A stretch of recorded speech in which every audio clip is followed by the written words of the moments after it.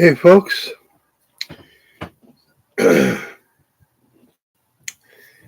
It's been quite a long time. And first thing, uh, the first person I want to shout out to is 12 Bravo. I believe his name is Chris, my brother in arms. Um, damn.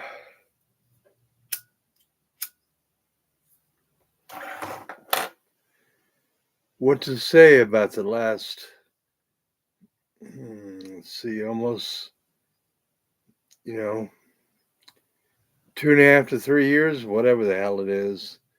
I've lost all track of time. But a lot has happened in that time.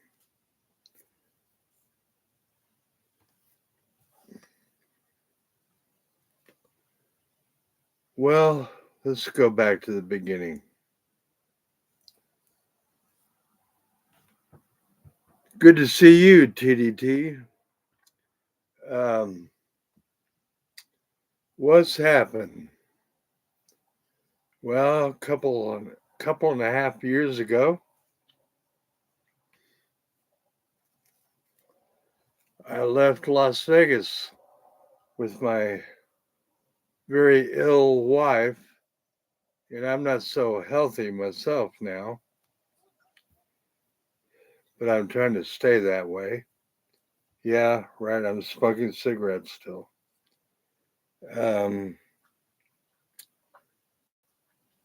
start off in Las Vegas, bought the motorhome after we sold the house.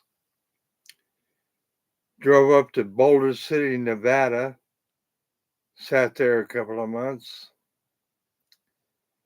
And then my sick wife says, "Well, what the hell are you waiting for?" So we started driving south, ended up in San Antonio, stayed there for a couple of months. And then, as I promised my dying wife, we would go down to Florida so we could be close to her son, my stepson, of course, and her daughter, who's up in Tennessee. And eventually, after we got out of the motorhome for about 6 months, I parked the motorhome basically off to the side of the house because we were allowed to. Moved into the house, and in those 6 months or so, my wife passed away. But just shortly before she passed away, I had to go to the emergency room because my heart was going crazy. Ended up with AFib, as many of you may know or not know, whatever the case may be. But I spent about, 9 days in the hospital. So in the meantime, while I was in the hospital, my wife, who was already in hospice at home, I was taking care of her. She had to be moved to a hospice house while I was in the hospital. After those 9 days, I came home, and within about, 3 days after I came home, she passed away. Well, my stepson, her son, through a little bit of, he decided that he could take possession of the rental home. So he ended up with the rental home, which was pretty pricey. You know, it was around 17. I think we were paying 17.50 a month. Anyway, to make a long story short, he took over the rental house, and they were glad because it was exactly where he wanted to live, which was Mount Dora, Florida. And but just before the old lady passed away, they went down to see her in the hospice house, and I didn't make it down there with them, but he my stepson, and her daughter were able to make it down to Claremont, Florida, to say their last goodbyes before she took her last breath. Anyway, after that, of course, I ended up in my motorhome.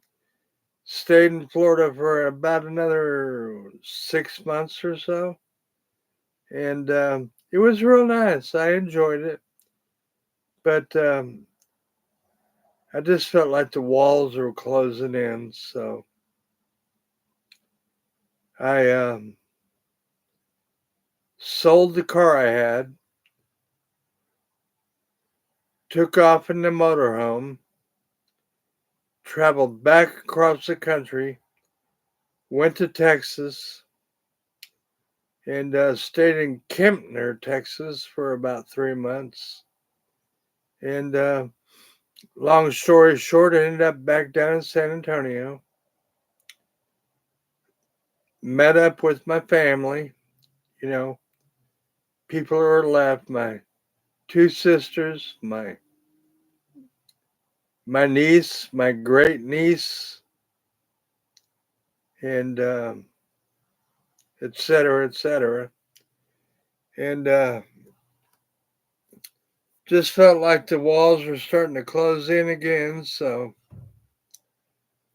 I took off from the San Antonio area, to be exact, Universal City, Texas, which is on the northeast side of San Antonio, real close by. So I took off from there, drove up through Texas to Fort Stockton, and out of Fort Stockton, which is off I-10, I drove up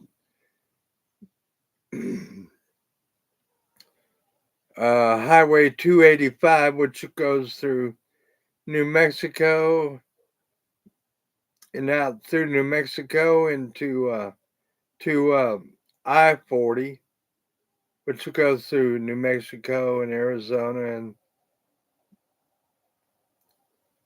from there I cut up north toward Las Vegas, and here I am in Pahrump, Nevada, about an hour outside of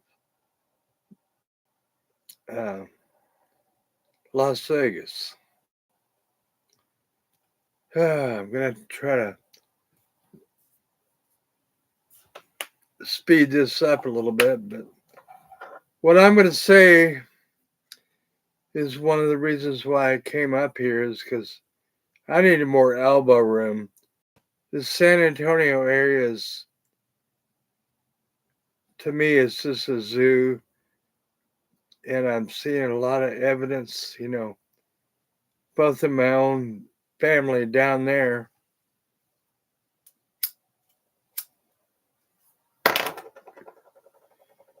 and in general, too much depression, you might say. Let's put it this way: my younger sister and her husband have let the house go, the one that I grew up in mostly. They let it go kind of ghetto. I mean, it needs plumbing, electrical, all kinds of crap. The pool's drained, because they let that go. It was a real nice swimming pool. But anyway, here I am in Pahrump, Nevada, elbow room, kind of out away from the city, I mean, the town. It's not a city.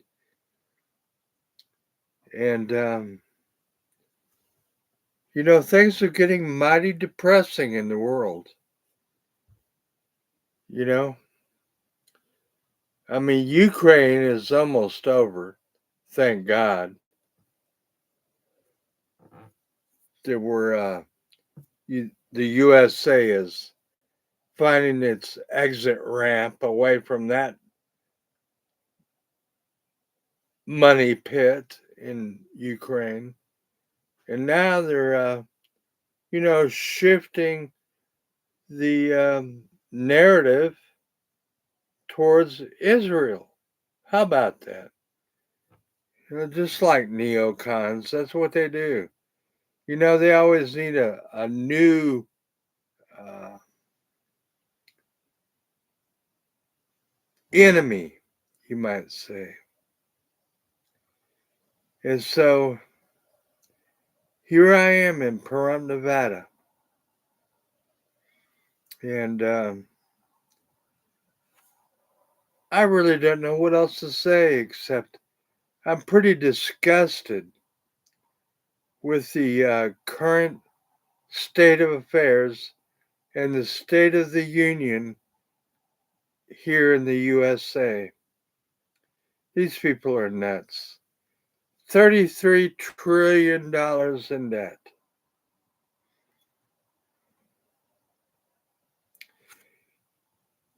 But yet they want to keep, it's going to end soon, but they want to keep sending a few billion to Ukraine. And God knows where else they're going to try to send it.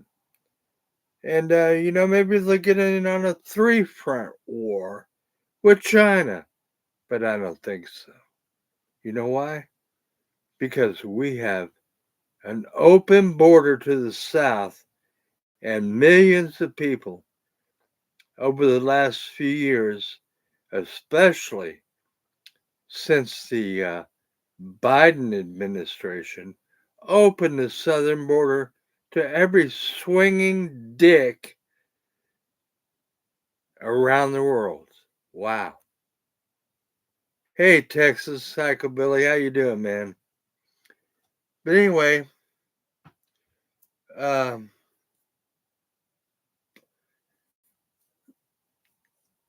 I don't know how much longer our country has to go, but I don't think it's going to be very much longer in its current state.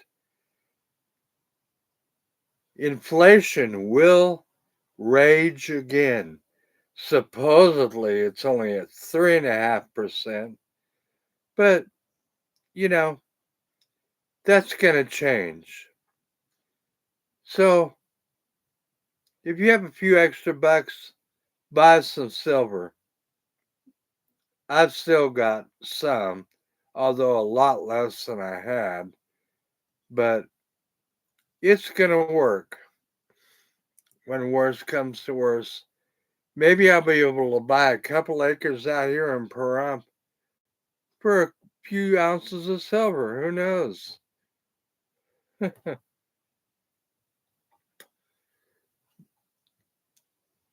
Yeah, Texas, let me tell you, the crap that's going on in Israel has been going on for 75 fucking years. And they ought to know better that something's got to change. Israel's not perfect. They've carried out some really bad shit, and Netanyahu, well, he's not a real good human being. And all you got to do is go on to Judge Napolitano's channel and listen to some of what the CIA operatives or former analysts have to say about how he's run the country over the last 2, 3 decades. And it's no wonder that Hamas has got a foothold, seeing as how he and other elements within the Israeli government, or I should say Knesset, have actually kept Hamas in power. I know that sounds way out there, but it's true. And so, I look at both sides of the equation, not just the atrocities against the Jews, but the atrocities against the Palestinians. And Hamas is a problem. But you can't just ever look at one side of the equation. It's always a two-sided equation, if not more. So, yeah, no matter which side of the fence you fall on, this country is really close to being screwed from every side. And of course, we have the neocons to blame, the globalists, the limp wristed libs, you know. That's just the way it is. We need to quit becoming the policeman of the world. We need to close our southern border, send those motherfuckers that are trying to come in packing back to where they came from.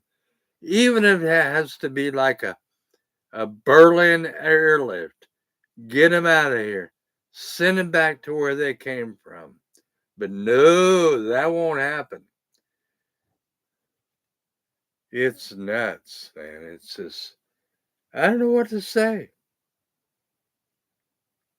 I'm an old man. I haven't got much longer to go, but I'm going to try to hang on a little bit longer while my fur baby down there on the floor, 17-year-old Pomeranian, is still alive and kicking. When she's gone, then I might lay down and die too. But she's my baby. She's the only baby I got. So, I don't know. The way the world's going, we're in deep trouble. That's all I can say. I've enjoyed it since I got back out here to the desert. It's the weather is fantastic out here in southern Nevada this time of year, in Pahrump specifically. It was like 75 degrees today. It gets down into the low 50s at night. Tomorrow it's going to start getting back up into the 80s. And might see almost 90 later on. But I'm an old desert rat. That's just the way I am. I came out here with my old lady over 10 years ago. And that's kind of where I stand anymore. I don't know if I have any much more to say. Uh, but my main point is when it comes to world affairs, always look at both sides. Oh, and something else before I go. Russia and their war against Ukraine was, in my mind, justified. A lot of people get pissed off when they hear that. But Ukraine is not a democracy. They are one of the most corrupt countries in the world, and definitely the most corrupt in Europe. And when the Russians went into Ukraine, they went under there from the pretense that their ethnic Russians were being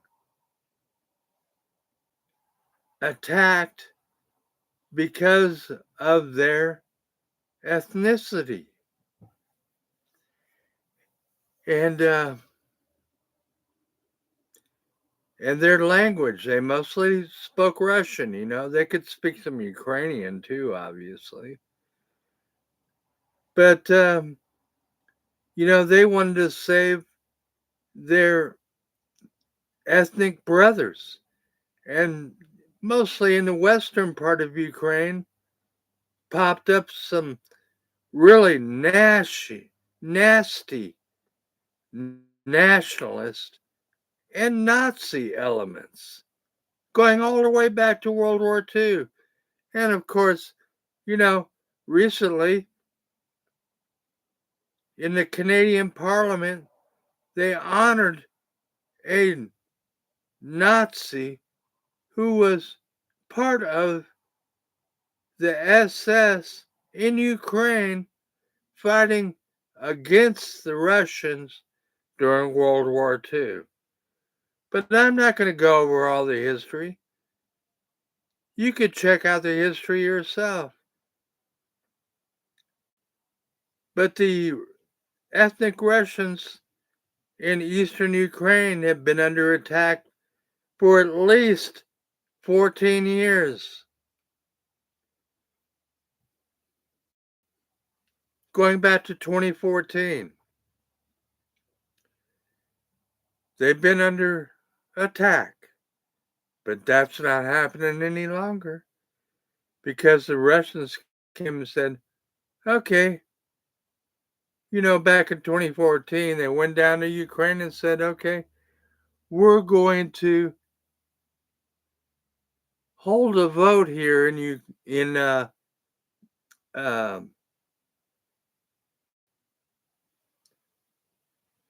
we're going to hold a vote here in Crimea and see what the people had to say, which most of them were ethnic Russians. So like 90% of them voted for becoming a part of the Russian Federation. So here we are today. Donbass, Lugansk, Zaporizhia, and soon to be Kharkov and probably Odessa.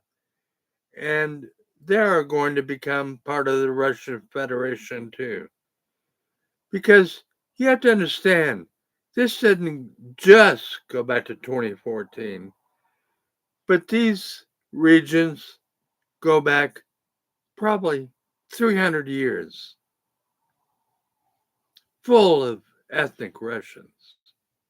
So here we are today. Okay? That's about it. I could go through a lot of other bullshit, but I'm not going to. You all take it easy. Look at both sides of the equation, no matter which conflict that comes. And learn about the history. Don't just listen to the mainstream media, as most of you probably don't. But listen to everyone, and you'll get the truth and the consequences. Amen.